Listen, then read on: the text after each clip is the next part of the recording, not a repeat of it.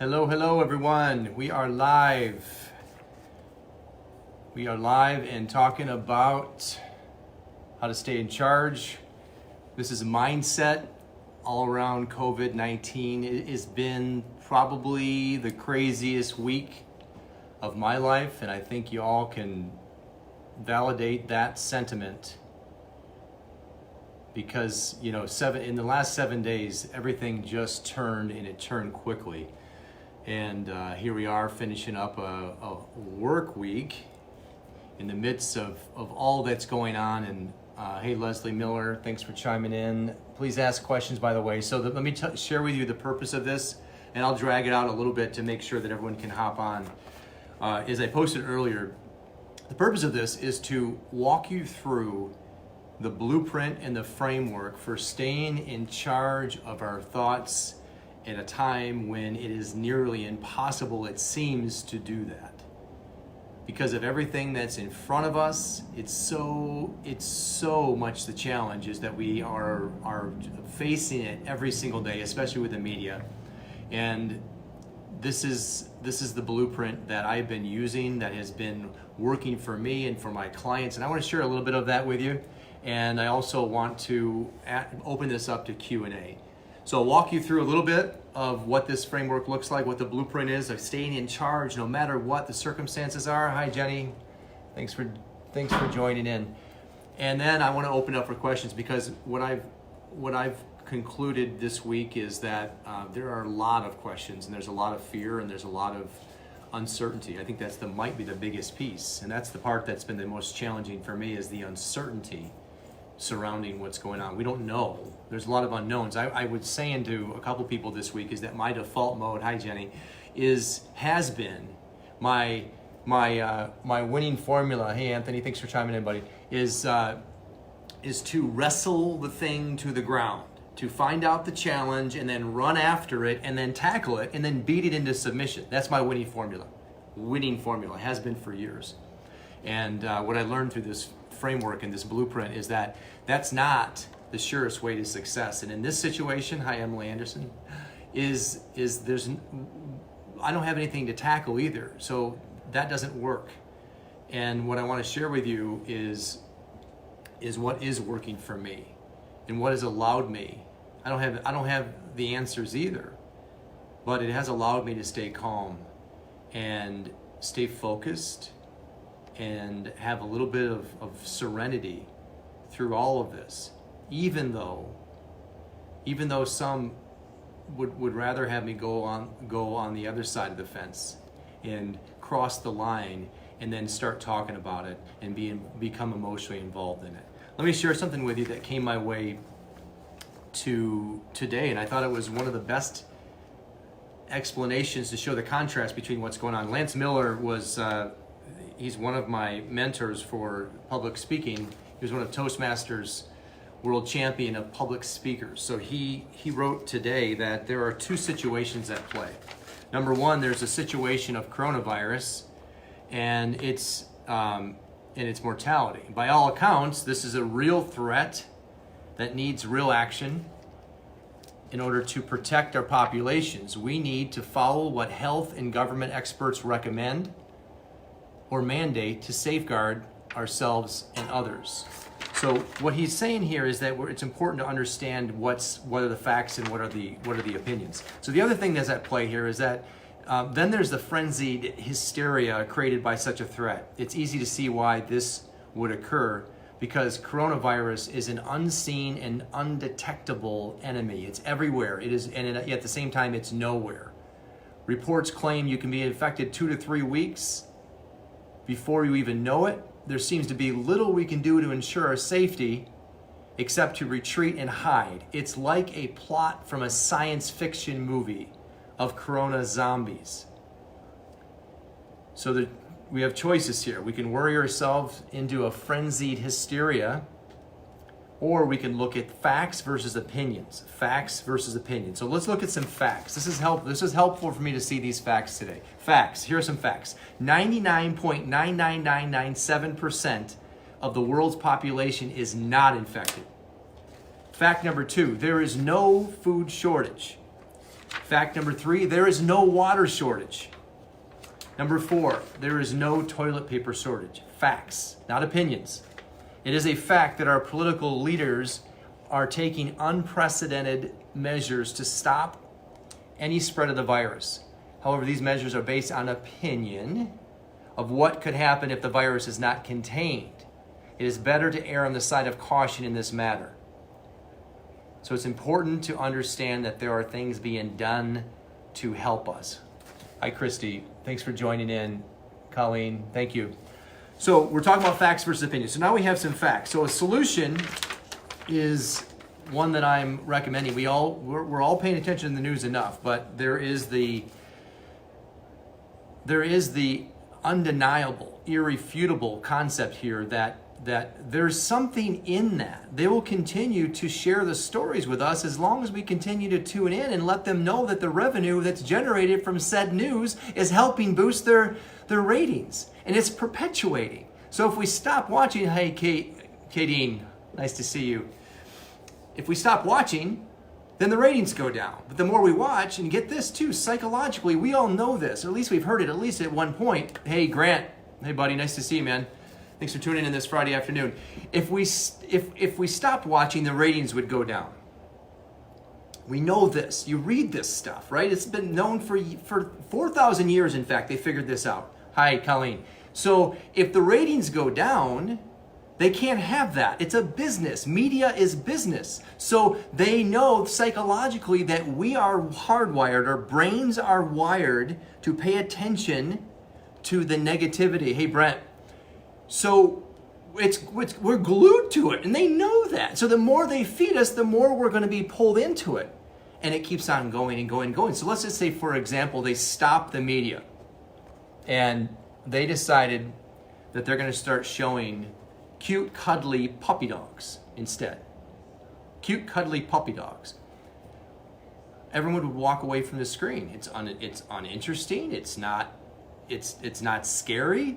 It's not fear-based. It's puppy dogs. Or how about the story of all the wonderful things that are going on in the world? Let me share that real quick here. What I'm observing, this is my observation, is that everywhere I turn, I am seeing acts of kindness. Everywhere. In the grocery store, people are being so kind to each other, so caring, so concerning. People to solve this and to work. Sorry, my my wife was calling me. Hold on, am I still online right now? Someone wave at me and tell me if I'm still online. It looked like I was off. Okay, I think I'm on. So that's what I'm observing, and yet the media would have us thinking otherwise. Thank you. All right, we're still on. Good. So I had not an aha moment. I had a moment this week where I was, Katie, that's because we see acts of kindness when we're looking for acts of kindness. That's it, right? Seek and ye shall find. So I had a moment this week. I came in my office, and I'm in Cascade here, 4,000 square feet. Hey, Julie, and I was there.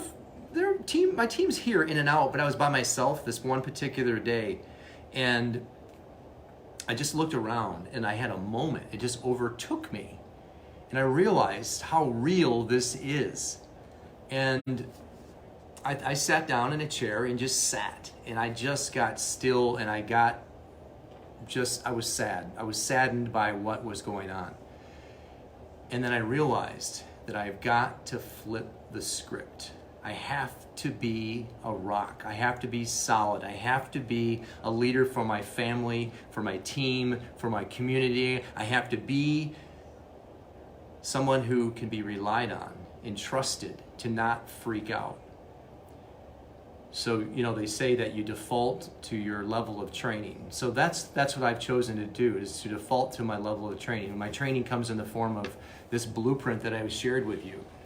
And this is not in an effort to deny what's going on. You have to understand, we can observe it all we want. Hey, Diva Marie, nice to see you. It's been a long time.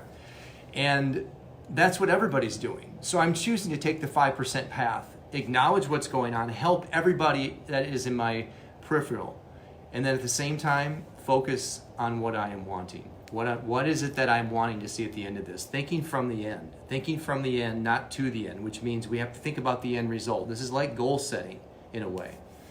So let me share this with you. Before I do, one piece that is critical here, and you may not want to hear this, is if you are interested in being able to thrive and survive in these times and show up in your worlds the best versions of yourselves. Can I get a wave on that? Does anybody want to give me a thumbs up on that one? Show up right now in these troubled times, because here's the thing, like when we look back at this event, if you're on video or you're sharing and you're remembering back, there you go, Emily, thank you, is how do you want your children to remember how you conducted yourself during these times? Hey, David, nice to see you. How do you want your children to remember how you, because it's all going to be recorded. It's going to go down in the annals, unlike the other things that have gone on in the world. How do you want that to be? And how do you want your community to remember how you stood up and you were a leader? Is it just to observe what's going on in the news and just freak out? Or is it to be a rock solid contributor to a result that is better than what we're seeing right now? So here's a piece I'm not sure you're all going to want to hear, is if you don't have a solid morning ritual, now is the time to develop one, and develop one quickly. And here's why. You all heard about the Miracle Morning. We all know that Hal Elrod wrote a wonderful book titled The Miracle Morning. Gosh, I think about 10 years ago. And that book rocked my world and changed my life. And the reason is because if we start our day with a solid foundation of personal growth, connection with our spirit, with our higher self, getting clear, getting connected, adding knowledge, praying, meditating, reading, exercising the mind, the body, and the spirit, and you spend an hour and a half on that every single day, and then you go off in the world, think about what you're bringing to the equation. You're bringing the highest version of you. The highest version of you. And it's understated what endorphins do for you. Some people think I'm a crazy man, like I'm running around and I have high energy, and sometimes it's a little bit much for people to bear. But those that know me know where it's coming from. I have high energy. I get up early every single day with one firm commitment: be the best version of myself for my family and my team and my community and the world and my clients, so that I can leave a legacy, I can make an impact, I can have a mark, and that I'm making a difference here. And that solid morning ritual is so key. If you guys ever want to know what that looks like in my world, you don't have to duplicate mine, but just send me a message. What does your morning ritual look like? It works for me, and yours just needs to work for you. You don't have to follow it exactly. There should be something in place so that you can start your day off. And I don't know that anything else matters as much as that right now. So we got that part down. The second part we want to talk about then is we're getting into the idea of our thoughts and how our thoughts run wild. And I shared earlier today that when we get off in a thought process and it starts to go. So an example would be waking up at 2 o'clock in the morning. This is me. Full transparency here. This is me being absolutely raw and real with you. When I wake up in the middle of the night, at 2 o'clock in the morning, it seems like 1:40 is like this witching hour. I don't know what the hell that is, but hey, Emily, nice to see you. Thanks for joining us. And I wake up, and the thing is I can't do anything about it because I'm in bed and it's late, and I don't want to get up. It's too early to get up, and it's too late to, So then I start the thought process going. What if? Oh my God! What if this? What if that? What if this? What if that? So I have to calm the mind. So I know what that feels like. But the thing is that one thought connects to the next. And I posted on that today. One negative thought connects to the next negative thought. Emily, yeah, right? And it keeps on going. And then we think about one thing that could happen, and then it spirals, and then it connects. So think about like connecting dots together. Those are our thought processes. And the problem with that is that they're projecting out into the future. Now, you don't need to believe me on this. There's plenty of research that backs this up, and I can tell you from firsthand experience that this is a pre-paving process. We pre-pave our lives with our thoughts, and so one negative thought connected to the other, we're just pre-paving a series of events that we've strung from one to the next. We're just paving that right out there. What if this? What if that? Oh my God, I can't. And then all of that. Now, let's reverse that. This brings us into the image of the mind. Deborah Fox, hi. So listen, if you've never seen this before, you're probably, if we're gonna be on Facebook together and you're watching anything I'm going to share, is this image. Now get familiar with it because it's gonna help you. This is the image of this is called the stick person image. And the reason, it's simple. It's like a cartoon, right? Hey, Deborah. So what's magical about it, it came out by Dr. Thurman Fleet in the 1930s to give us an image of the mind. The conscious mind on top and the subconscious mind is below. The subconscious mind is the emotional mind, and the conscious mind is the thinking mind. And so you can see that all these antennae up top is what we bring in information with. So right now it's a lot of seeing and a lot of hearing, but it's our sights, it's the sounds, it's the smells, the tastes, and the touches. So there's probably not a lot of emotional attachment to smells or to feel like our senses, but there is to what we're seeing and what we're hearing right now. So we bring the information in.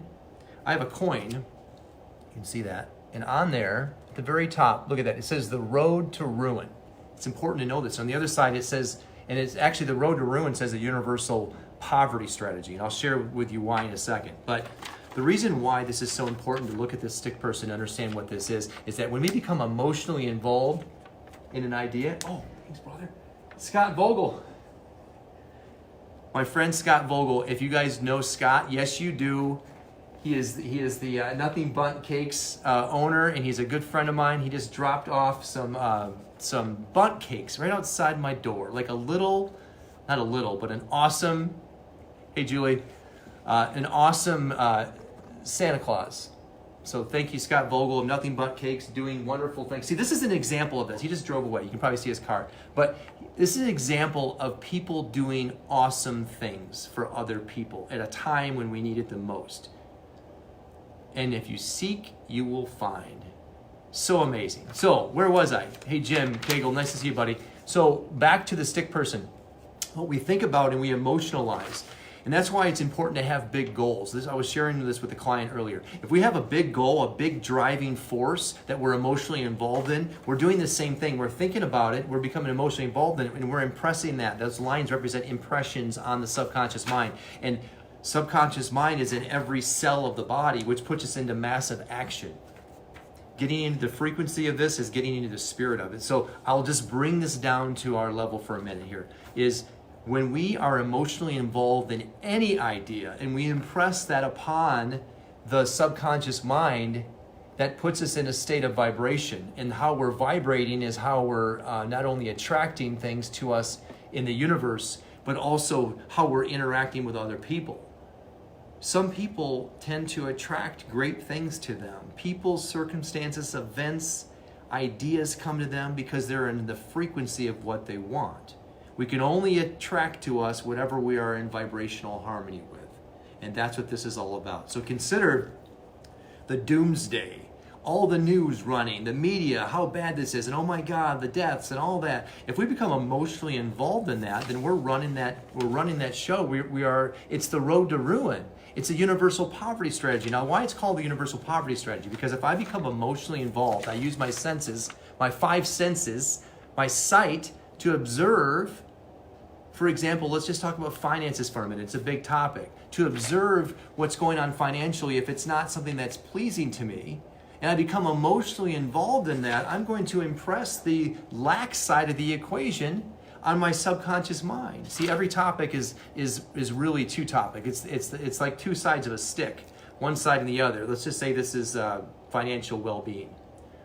There's the lack of it, and then there is the having of it. So every subject is really two subjects. So you're impressing the wrong side of that on the subconscious mind, and then that puts your body in a state of vibration. And when you do that enough, it's actually suppressing the negative emotions to the body, which then turns your body into a state of dis-ease. Don't ever say disease, it's dis-ease. It's a body that is not at ease. It's just like the same thing with the stick. We have ease, we have the lack of ease, and we have ease, right? So two sides of the stick there. So impressing the subconscious. Then how would we go How do we show up in the world if we have impressed upon the subconscious mind enough negativity and enough dwelling in what is? But Kevin, it is what is, right? Yeah, I agree. We talked about that. I just read you some facts. We already know the deal. But I'm not going to become emotionally involved in it. I'm instead going to project out what it is that I want.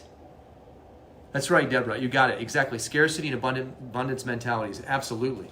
I'm going to project out and hold firmly on the goal that I had before this whole thing started and just ratchet my attention on that and not worry about this stuff in the middle. I'm still going there. By doing so, I'm putting myself at the end state and it's drawing me to it.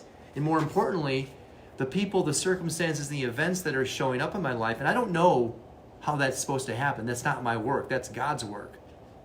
But I'm putting myself in that end place for my family, for my companies, and I'm visualizing myself there and holding firm. That's what I'm choosing to become emotionally involved in. I'm becoming emotionally involved with thinking about how many people are doing such good things. That's why 3 minutes ago, Scott Vogel of Nothing Bundt Cakes dropped off a box of bundt cakes at my window. You see that? What you seek, you will find. And I just told you that we don't even know how it shows up in the world. But if you're looking for it, you will find it. And if it comes in the form of a box of bundt cakes, awesome. Maybe it comes in the form of helping somebody. Maybe it comes in the form of observing someone else do something kind for someone else. So that's the universal wealth strategy versus the universal poverty strategy. The universal wealth strategy is when we observe, we pay attention to what we don't want, we see what the current situation is, but then we ratchet our attention on what we want. For example, if it's finances, what the amount of money we want, we would go towards that and shift our thoughts. So the process of pivoting in this example, what's going on today is saying, I get it, I know what's going on. What do I want? Ratchet our attention on that, and then begin to become emotionally involved in that side of the stick, to use that analogy, in that side of the equation, because then we can impress it on the subconscious, and that's how we change our vibration and how we begin to attract what we want in our lives: health, wealth, prosperity, and perfect self-expression.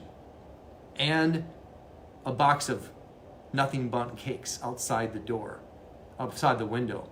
And I'm actually hoping that somebody actually comes and takes it. Not because I don't want to put one of those in my shove one of those in my pie hole in 5 minutes, but because someone else needs it more than I do. That's how I feel about that.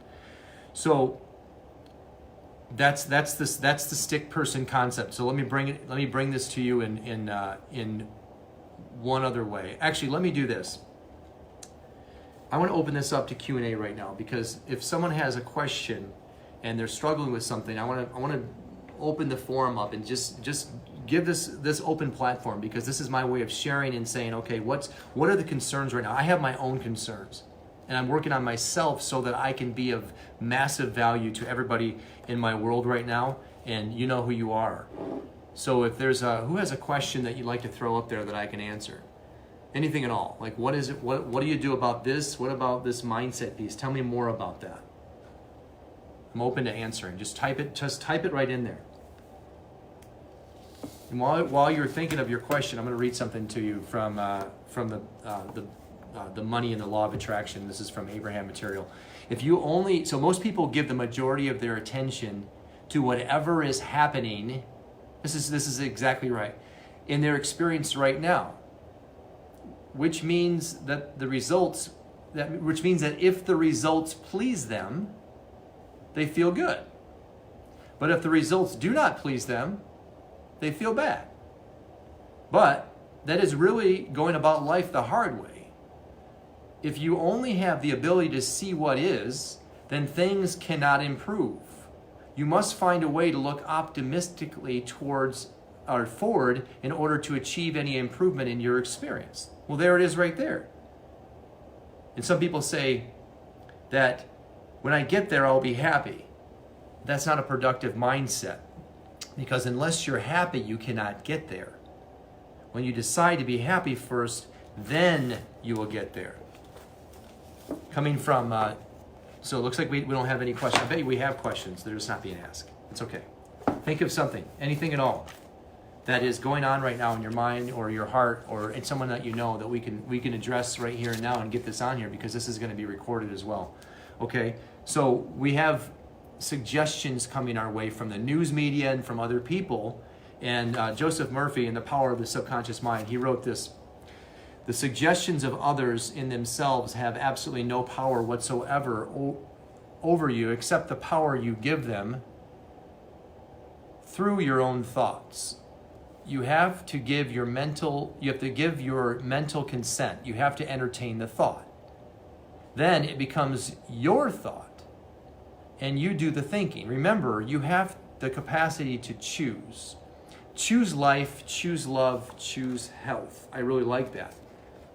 It's the idea that we have a choice in any moment to give meaning to anything. Hey, that's it, Deborah, thank you. Let's see what you have here. There's a lot of judgment and shame around people who are choosing to keep their business open.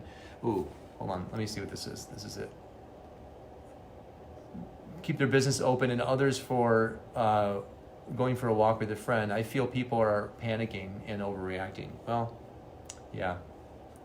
It's not the first time that's happened.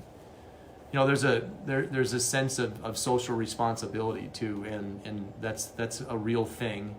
And doing the best you can is the best that we can do. And so that's the thing. I mean, I'm in real estate, but I also have other businesses, and so I'm doing the best that I can with the information I have, so I can serve the best amount of people. Yeah, it's a personal choice and common sense. So taking the information, the facts, sticking to the facts, not opinions, and then making decisions around that. Clearly not doing anything that's going to put anybody in jeopardy. At the same time, serving a client that has a need is first and foremost. Serving a family member or a friend or a member of the community, and just keeping that all in our awareness. But I would say that there's no room here. There's no room here. I don't know what you mean, Deborah. Panicking, buying. Why? Tell me what you mean by that. But there's no room here for judgment at all. Judgment is ego. That's our ego. Basically, anytime we judge, scarcity mentality, panicking, buying. Julie says, focus your energy on what you can do, not being drawn to negatively focus on others. Yeah, exactly. But anytime we judge anybody else, whether it's in now or right now, oh yeah, right, in the stores, oh my gosh, yeah. So that's panicky, that's a lack mindset, running out and buying all the stuff from the stores and not keeping anybody for your neighbors, or keeping anything for your neighbors. But anytime we're judging, we're using, it's our ego talking, because there's a basic premise there, an assumption that person should be doing something the way that you view the world, and the way that through your lens. Well, my lenses are based on my worldview and my life experiences, where I grew up, what I learned, what I am learning, my family, what's important to me, my values, all of that. So what they're doing is their own business. We have enough to focus on. Just get real with yourself. Focus on yourself. Be the best version of you. And you know what? I posted this morning. We can't hold two thoughts simultaneously in our mind. So consider this: whenever we are judging, we're holding that is the thought that we're having in our mind. But for the other example is whenever we are thinking about gratitude, what I'm grateful for, like really grateful in this moment. I am grateful for those of you here watching, those of you on my team. I'm grateful for my family. I'm grateful for my community. I'm grateful for our government doing the best they can with the information they have. I'm grateful for Scott Vogel dropping off those buntine, what are they called? Buntlets? Buntinis? You know, I don't know what they're called, but I know how to put them in my face. That's right. Grateful for all that. So as I'm in the state of gratitude and really I'm getting emotionally involved with gratitude, hey Tana, I can't simultaneously be worried. You see that? Like those two emotions don't exist. And we can't solve a problem from the level of consciousness in which it was created. And I think that's one of the greatest things that we can know, because it gives us the power. If we want to solve a problem, we can't do it from a state of lack and limitation and scarcity. I can't run out and solve a problem if I'm freaking the hell out. You see that? You got to calm down. We have to calm it down, focus on what we want. Give our attention to that, become emotionally involved in the idea of what we want, not what we don't want. It's a process of pivoting. It's a pivot. Oh my God, this is the thing I'm afraid of. Bunt cake. Oh, hold on here. This is it. You have a question. I found I'm feeling unafraid and positive with what we can do to help. You know what? Because, Emily, you are becoming emotionally involved in the idea of helping other people. That is so powerful. And you can't hold two thoughts simultaneously in your mind. If the waking up in the morning, working on yourself, developing that super strong, solid morning routine, and thinking about how I can be of service to my family, my team, my clients, the community, and the world, there's no room for anything else. Shouldn't you be freaking out? Yeah, I don't know. No, there's no room for that. It's all, how can I help? How can I be of service? What can I do for you? What can I do for you? Do you have any ideas? Let's collaborate. Let's fix this. Let's do the best we can with what we have. And if anybody's judging, it's because they are not spending enough time working on themselves and thinking about how they can be of service. And because they don't have the tools, they just default to their level of training. And their level of training, unfortunately, was handed to them by someone else. Well-meaning people, but consider that we were all programmed between the ages of 0 and 7. Is when our subconscious minds are wide open, we are downloading information from our environment. It's where we developed our self-image. Our self-image is our concept of ourselves. If we're carrying that with us all the way into our adulthood, then when it comes to times like this, we're going to lean on that training. The training is the programming. It's running behind the scenes. Jesus said, forgive them, they do not know. It's a good mindset, right? They don't know. Don't judge back, but understand they're doing the best they can from their level of awareness on what to do. So the best that I can do is be the best version of myself by waking up earlier, by working on myself every day, by gaining knowledge, by reading, by meditating, by getting still, by getting centered, by exercising my body so I have a release of endorphins that lasts me all the way through the day so I can carry that all the way into my family when they come home and see them, and then also being of service. I can't be of service. Get this. I can't be of service if I'm tired. I can't be of service if I'm tired. If I'm exhausted and I don't have the energy. You ever try to do something if you're super exhausted? For me, it feels like everything is it's like pushing a noodle. Just kind of everything just doesn't go anywhere. It's hard. So the more energy you have, the more you're going to feel like it, you know?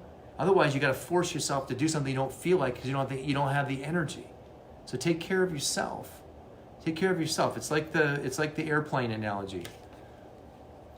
What are you doing to not feel isolated? Oh, that's a good one. So I'm going to answer that question. Hey, Colleen, nice to see you. You make me laugh every single day. So thank you for your contribution to my well-being. Laughter. Oh gosh, darn it, Emily, now I forgot what it was. Oh, put the mask on yourself first in the airplane so that you can take care of yourself. Because if you can't take care of yourself, you can't take care of the person next to you. So what am I doing to not feel isolated? Cabin fever. Go for a walk. I'm in here. I'm in the office right now, and I know, I'm breaking the rules. That's all right. There's no one within 6 feet of me, right? So doing a little bit of that. And I think the other thing that I've been doing as well is to really realize it's helpful to know there isn't black without white. There isn't light without dark. And there isn't this thing that we're going through. Think about what other people have dealt with. Think about the Holocaust, and think about those that were holed up in an attic, in places in hiding forever and ever and ever. That's good, Julie. Yeah, virtual happy hours. I love it. I think I'm going to do one very, very soon here. But think about what others have gone through, enduring really, really, really tough things. So the fact that I can't just walk in and sit down at the local watering hole, woe-is me. Or I can't run down. Emily, what are you talking about? I'm at your desk. I'm not. But it seems really bad, but only in contrast to what we're used to. But when we contrast it with things that other people have gone through, and so I think that I had this realization this week too, is that what seems so hard for us is actually a day in the life of someone else. So consider leaving your hut and walking barefoot, cold, in the dark, 2 miles one way to fetch a bucket of water from a dirty river so that you can bring it back to your family and they can drink the water that is tainted by animal feces and you all get sick, but you got to go back and get it again. So think about that being the day in the life of every single day. So here we are in a place where we don't get to leave our homes and we should be quarantined and we can't go out to our local watering holes and restaurants, but everything is all about contrast. It's all about contrast. So does anybody have any more questions before we wrap? Now listen, if you have a question for me or would like to chat about any of this that we shared, I'm going to leave something with you too, by the way. But send a message to me, okay? It's either on like, what does your morning routine look like? Shoot me a message. I'm going to share this with my giving up control of your routine and shifting to a new routine, finding gratitude in all aspects. Yeah. Right, totally. You know what, Julie, because our schedules have shifted a little bit. We have kids at home, and so my evening routine is different. My morning routine is a little bit different. Everyone's like sleeping in, so I gotta like mix things up a little bit and get up a little bit earlier one day, and the other day my alarm didn't go off, so I had to adjust for that. So yes, it's being absolutely pivoting in what your schedule is, and just making whatever works for you, right? Exactly right. Thanks for sharing that. Message below. I'm going to share this on my Yoda results page. In there, you can also ask me questions, but if you want to schedule a call with me, click on that link. We'll hop on the phone 15 minutes, and it could be anything at all. What you're struggling with, what your questions are. If you want to know how more to implement this blueprint in your life so that it's a staple and not a flash in the pan, if it's something that you want to be able to use now and tomorrow, in a year from now, in any good, in the good times and the bad times. In bad times, that term is highly subjective. I'll leave you with this, but please feel free to chime in with questions you have. Is the last chapter of As a Man Thinketh by James Allen. It's wonderful. It's called Serenity. And he writes, calmness of mind is one of the beautiful jewels of wisdom. It's a result of long and patient effort in self-control. Its presence is an indication of ripened experience and of more than an ordinary knowledge of the laws and operations of thought. And the last thing that he says here is tempest-tossed souls, wherever ye may be, understand whatsoever conditions ye may live. Know this, in the ocean of life, the isles of blessedness are smiling, and the sunny shore of your ideal awaits your coming. Keep your hand firmly upon the helm of thought. In the bark of your soul reclines the commanding master. He does not sleep. He does but sleep. Wake him. Self-control is strength. Right thought is mastery. Calmness is power. Say unto your heart, peace, be still. James Allen, As a Man Thinketh, the last chapter. Hi, Terry. Nice to see you. So if anybody has any questions or wants to wants to go deeper into these things, send me a message. The morning routine is critical. Pivoting your thoughts. When you're thinking a thought and you're running off the rails on that negative thought, just stop, take a deep breath, and observe it. We literally can observe it. It's what separates us from the animals. And it would look something like this. Oh, there I go again, thinking negative thoughts. What do I want? Oh, I know, I want that. And then you start to become emotionally involved in that thing. What is it I want? Health, wealth. They're thinking about that, processing what is so great about the health, what is so great about the wealth, what is so great about the prosperity, what is so great about what we're gonna do, what am I gonna be doing when this is all over? I tell you what we're all gonna be doing. We're all gonna be a lot more grateful for the stuff that we have in our lives every single day. That's for sure. We take it all for granted, and that is not becoming more evident than right now. The ability to hop in your vehicle and drive to your friend's house or go down to the restaurant or go to the bar, whatever it is that you fancy. Those basic rights that we felt were so inherent have been stripped from us, and now we're left wondering, OMG. That's exactly right. Go over to, so this is my personal page.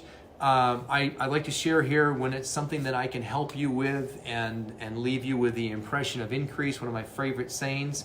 Hey Matt, how you doing, buddy? And so I also have my Yoda results page, which is my consulting page for my consulting business, and there I go. A lot of times I'll take this and I'll go deeper with it, and then open it up there, and I'll even share stuff for an hour sometimes. But feel free to go over to my Yoda Results page, and if you have questions, please send them in the message me below. But also you can schedule a call when you go to my website, which is yodaresults.com. You can schedule a call with me there, and I'm here to help you. And we're going to get through this. This too shall pass. It doesn't seem like it, does it? It seems like it's just going to go on forever. I've had those thoughts like, oh, come on. Can't it just end tomorrow? But you know what? We don't know when it's going to end. So we have a choice. We can choose one end of the stick or the other. And I think we all know what we need to do. It's just a matter of shifting our thoughts in that direction. And I love what James Allen said. Joseph Murphy in The Power of the Subconscious Mind. Choose life, choose love, choose health.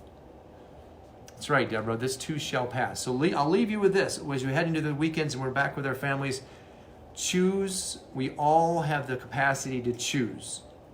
Choose life, choose love, and choose health. And choose right thought. All the best to you. And God bless. Until next time.